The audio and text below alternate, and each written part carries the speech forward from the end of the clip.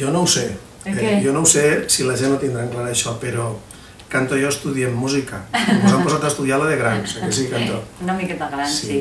Però no importa. Estudiem, a més, en la Unió Musical del Grau. Hem de fer propaganda, perquè estem molt a gust amb ells. I sabeu què passa? Que des que estudiem música hem descobert, que ja ho sabíem, però és que ara ho hem descobert de veritat, que la música és màgica. Vosaltres, si estudieu música, ho sabeu.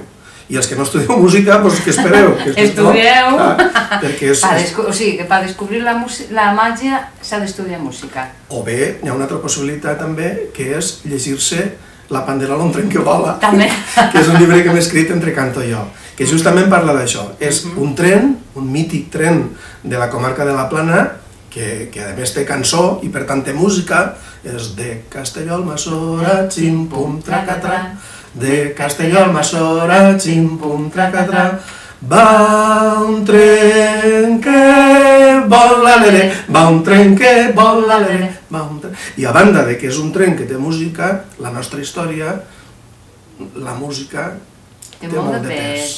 Molt. Home, tenim un personatge molt especial que jo crec que va ser la font d'inspiració del llibre, no? Sí. Ho han de dir qui és, tal. Sí. És Pepe Gargori, mestre de la Unió Musical del Grau, gran músic, inventor de moltes cançons tradicionals. I a banda d'això, l'altra protagonista és una xiqueta que li diuen Carla, que descobrís realment la màgia de la música gràcies a un clarinet molt vell i molt antic del seu iaio Pepe. I no podem explicar res més?